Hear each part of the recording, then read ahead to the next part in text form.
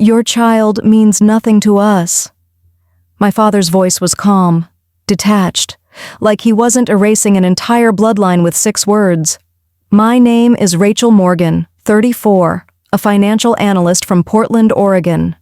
And for 8 straight months, every Monday at exactly 9 a.m., I sent my parents $700, not because they needed it, but because I couldn't stand the idea of being the daughter who stopped trying. If you've ever kept paying for peace, hoping love might return with the receipt, tell me below, because this story might feel familiar, and if it does, you might want to subscribe. Sometimes the only way to understand family is to see it from someone else's silence. Every Monday was the same. Coffee steaming on the counter, eyes heavy from night work, my laptop screen glowing blue. Payment sent. That confirmation became my heartbeat, mechanical, predictable, lifeless.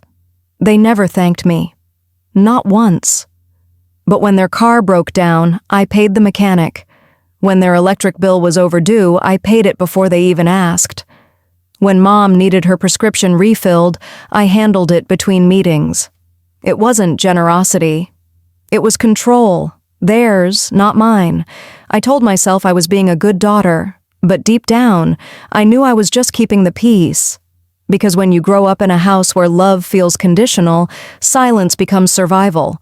My little girl Ava didn't know any of this. She thought her grandparents lived far away, not 30 minutes across town.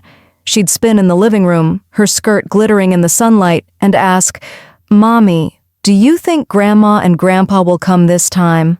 And every time I'd smile and lie, "Maybe next time, sweetheart." Because mothers lie like that, softly, kindly, to protect what's still innocent. I used to believe that parents eventually soften. That time heals pride. That love finds its way back through cracks if you just keep waiting. So I kept sending money, hoping it was a bridge, not a leash. But love doesn't sound like silence, and it doesn't live in receipts. Every Monday, my hand hovered over that button, the same ritual, the same guilt. Until one night, one phone call ended everything. "Your child means nothing to us." That was it. No yelling, no apology, just the truth finally spoken out loud. I didn't cry. I didn't argue. I just sat there, phone in hand, realizing that after years of buying peace, I'd been financing my own heartbreak. And that night, for the first time in years, I didn't set an alarm for 9 a.m.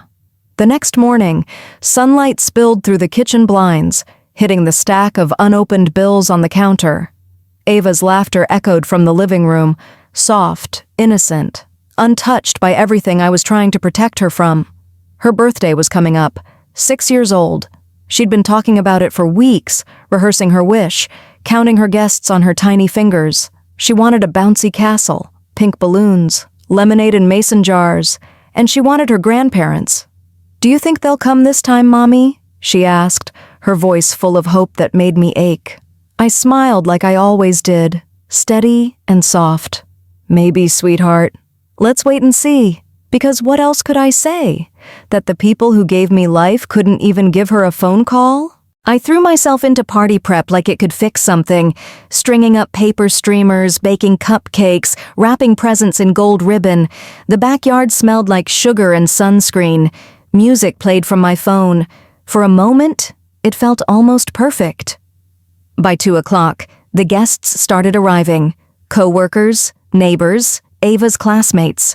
The yard filled with laughter and bright colors. She twirled in her pink dress, hair braided like Elsa, cheeks flushed with happiness. Every few minutes, she'd glance toward the gate, her little hands clasped together like she was praying for a miracle. 3 o'clock came. The candles on the cake melted into pink puddles.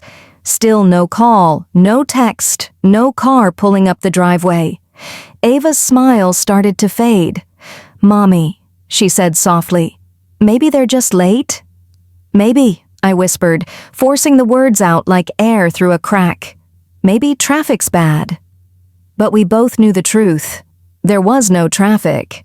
There was just silence. When the last guest left, the yard looked like a memory already fading.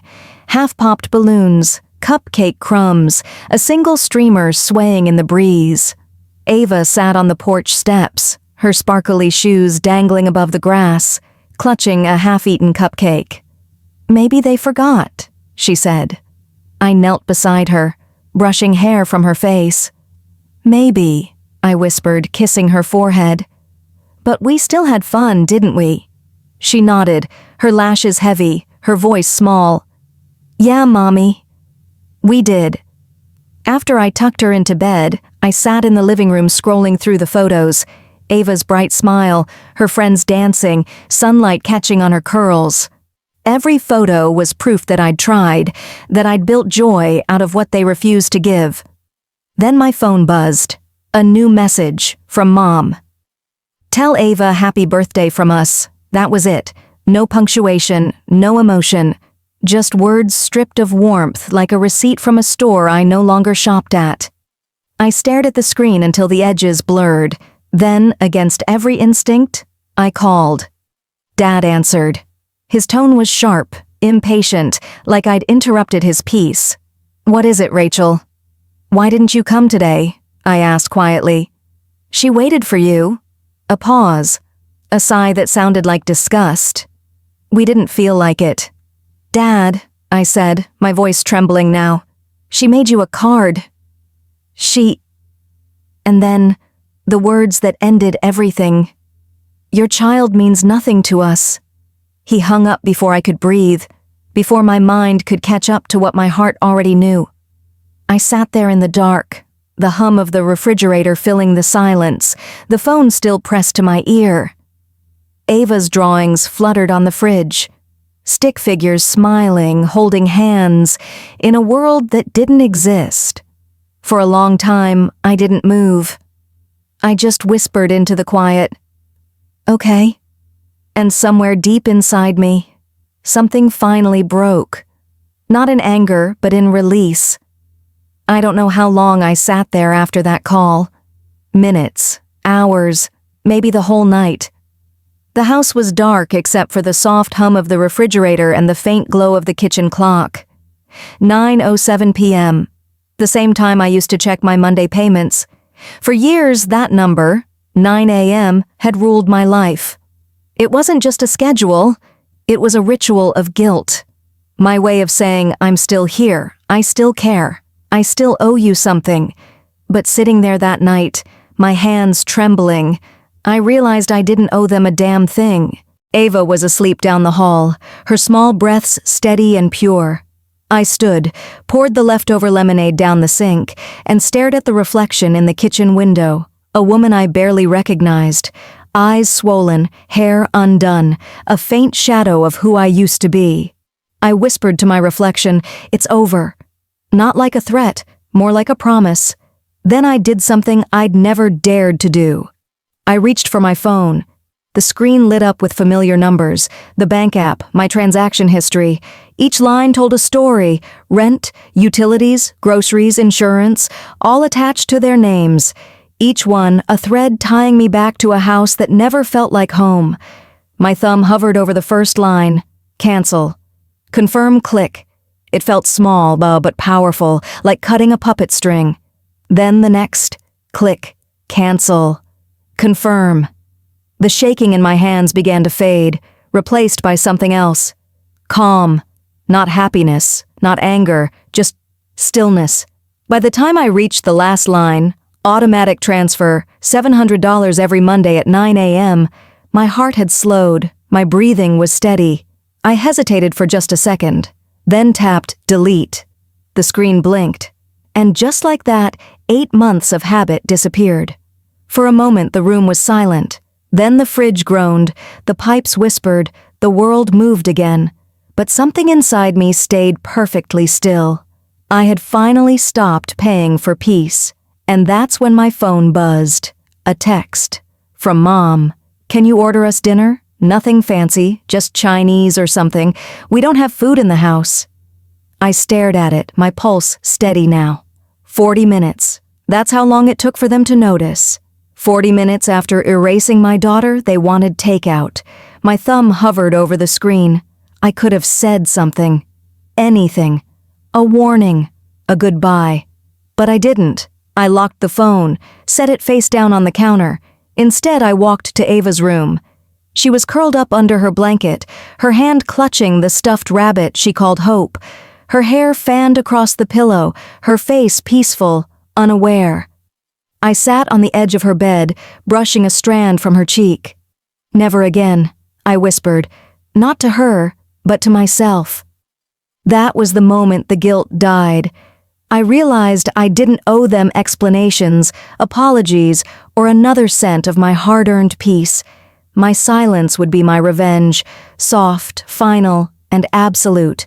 I sat there until her breathing lulled me into calm. Then I went back to the kitchen, poured myself water, and stared at the clock again. 12:01 a.m. A new day, a new rule. When dawn came, sunlight spilled across the table, turning last night's shadows into faint ghosts. I made coffee out of habit, but it tasted different, lighter somehow. I scrolled through my phone, expecting the usual guilt to creep back in, but it didn't. Instead, there was another message, this time from an unknown number. "Ms. Morgan, this is Richard, your parents' landlord. I wanted to check in. The rent didn't go through this month, which is unlike you. Unlike me." That phrase hit harder than I expected. "It's not my responsibility anymore," I replied. My voice surprised even me, flat, steady, certain. "They told me you handled their payments," he said gently. "I used to," I answered. "Not anymore." After I hung up, I sat there for a long while, letting the weight of those two words sink in. Not anymore. It didn't feel like rebellion. It felt like freedom. Later that morning, Ava padded into the kitchen, hair messy, still half asleep. She climbed into my lap and rested her head on my shoulder.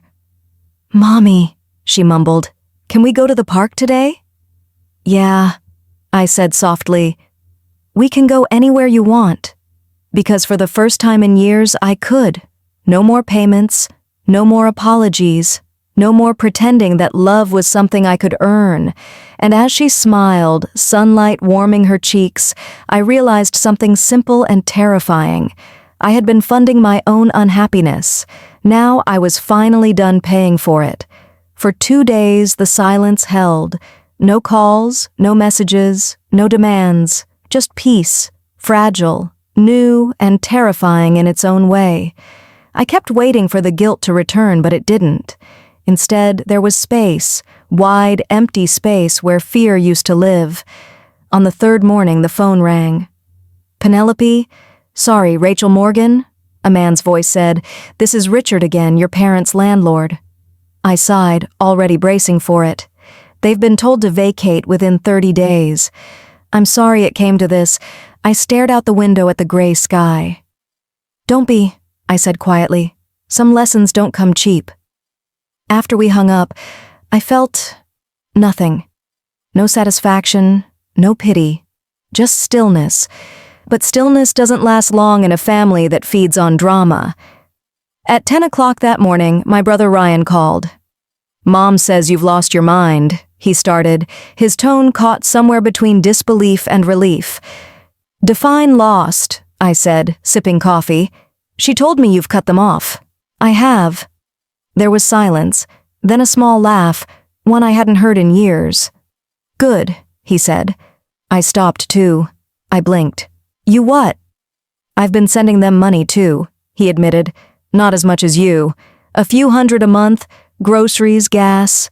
I thought maybe if we both helped, they'd change. They never told me. They never told me about you either." We sat in silence, realizing we'd both been financing the same illusion. "I guess," he said finally, "we were paying rent on the same guilt."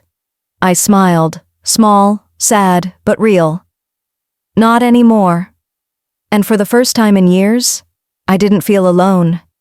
That peace lasted about 3 hours. Around 1 in the afternoon, my phone began buzzing nonstop. Texts, tags, notifications piling in faster than I could read. "Are you seeing this? Is that your dad? You need to check Facebook right now." My stomach dropped. I opened the link, a live stream replay titled "The Truth About Our Daughter."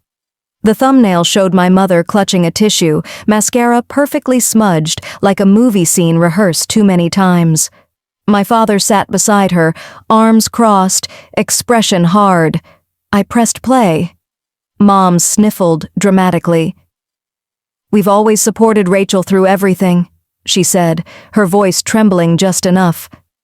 "But she's been telling people we refuse to see her child, that we're cold, heartless parents." "None of that is true." Dad leaned closer to the camera. "She's been forcing money on us for years," he said sharply. "We told her to stop." "She needs help." I felt my pulse slow, the kind of calm that comes when you're too hurt to even react.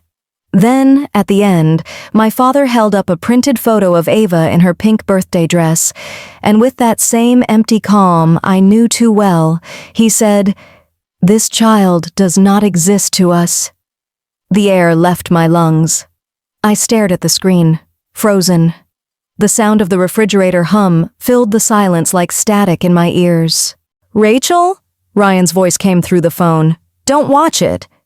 But I already had. Within an hour, the video spread through town. Some comments defended them. She probably deserved it. Parents don't just say that for no reason, but most didn't. Who says that about a 6-year-old? This is disgusting. They need serious help. By evening, I turned my phone off. The house was too quiet again, but this time the silence wasn't mine. It was theirs. The next morning, Ryan texted, "Don't post anything. Let them choke on their own words." I did exactly that. And sometimes, silence really does the work for you. Because by afternoon, another video appeared, filmed at a family reunion I hadn't even known was happening. In it, my parents stood surrounded by relatives, my mother clutching a paper plate, still trying to defend herself. "No matter what Rachel told you," she said, "we love her. We love Ava. She's confused, that's all." Then Lauren, my cousin, stepped into the frame, her voice sharp and steady. "Before or after you said her kid doesn't exist?" The crowd went still. Lauren held up her phone.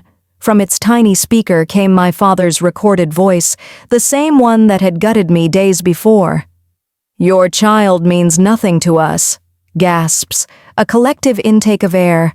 Someone muttered, "What the hell?" My mother froze. My father's face drained of color, and then Uncle James stood up. Slow, deliberate. "If that's how you treat your granddaughter," he said evenly, "you don't belong here." No one defended them. No one spoke. They just left. Faces pale, eyes down. The video ended there. Shaky camera, the sound of a lawnmower humming somewhere in the distance, and the faint voice of someone saying, "Good for her." I watched it 3 times, each one slower than the last. Then I set the phone down and laughed, quietly, helplessly, like air leaving a balloon. Not out of cruelty, out of release. Ryan called that night. "You saw it?" I did. "They humiliated themselves," he said. "Finally," I whispered, and I didn't have to lift a finger. He was quiet for a moment, then said, "Sometimes the truth handles itself." And for the first time in years, I believed him. The next morning the world felt quieter, not peaceful, just eerily still, like the pause after a storm that's taken everything with it. My phone was full of messages I didn't answer. People from town, old friends, even co-workers who'd seen the videos. "Are you okay?" "I can't believe they said that." "You didn't deserve that, Rachel." I didn't respond to any of them. There was nothing left to say. By noon, the church my parents had attended for 20 years deleted their family photo from the website. Someone had clipped both videos together, the live stream and the reunion, and titled it, "Hypocrisy at its finest." The comments were merciless. "You can't erase your own blood. That poor child. She's better off without them." I didn't smile. I didn't celebrate. I just sat by the window with my coffee growing cold and let the sunlight spill across the floor. For once, I didn't feel responsible for anyone else's mess. Ava ran through the living room humming a song from her dance recital, her hair bouncing, her laughter filling every corner of the house. The sound washed over me like a prayer, ordinary, alive, free. That afternoon, I took her to the park.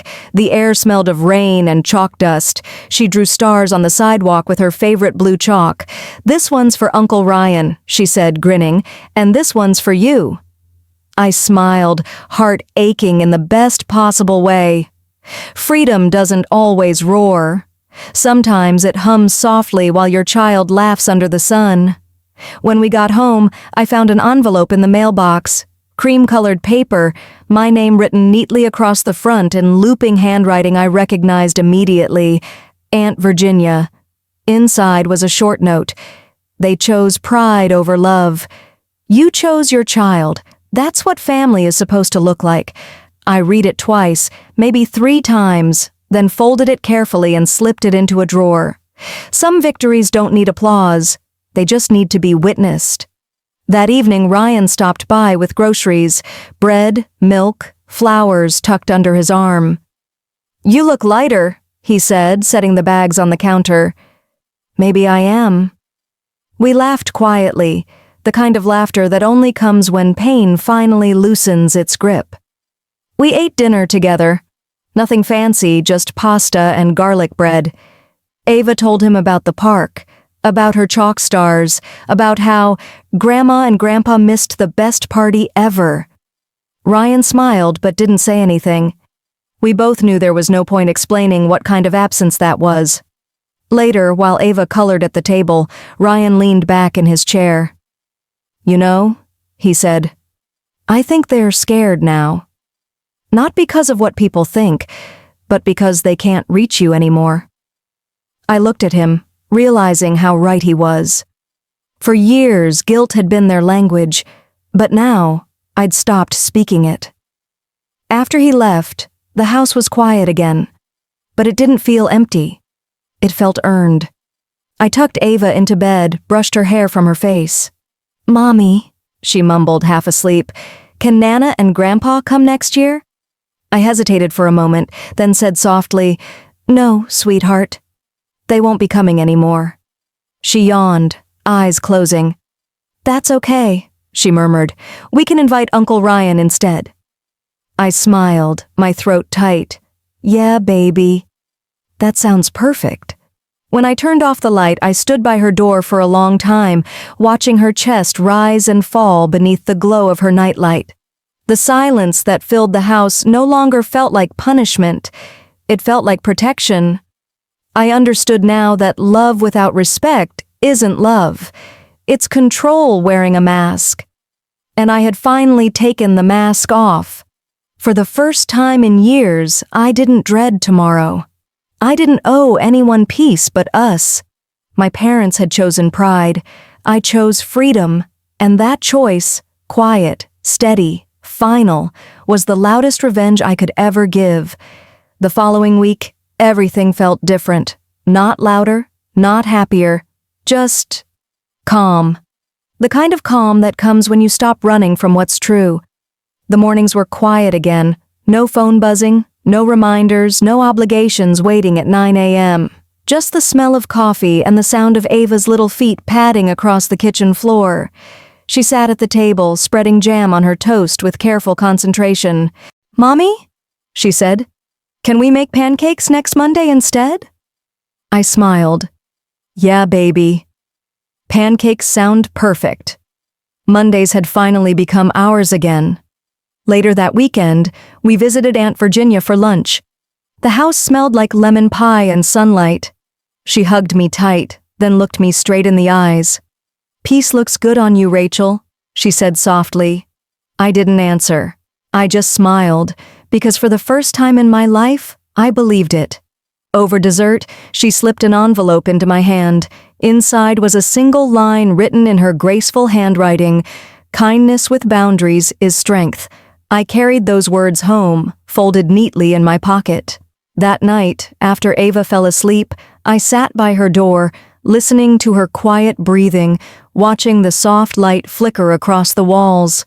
For years, I thought love meant sacrifice, that being a good daughter meant bleeding quietly while everyone else took. But love without respect isn't love, it's debt. And the day I stopped paying, I started healing. If you've ever had to walk away from someone you still wished would come back, I want you to know something. You didn't fail them. You found yourself. Because some stories don't end with forgiveness. They end with freedom. So if this story reached a part of you that's still learning to let go, hit like, leave a comment, and subscribe for more stories like this one. And maybe share it with someone who's still paying for peace they already deserve. You're not alone in this silence. Sometimes the quietest goodbye is the one that saves you.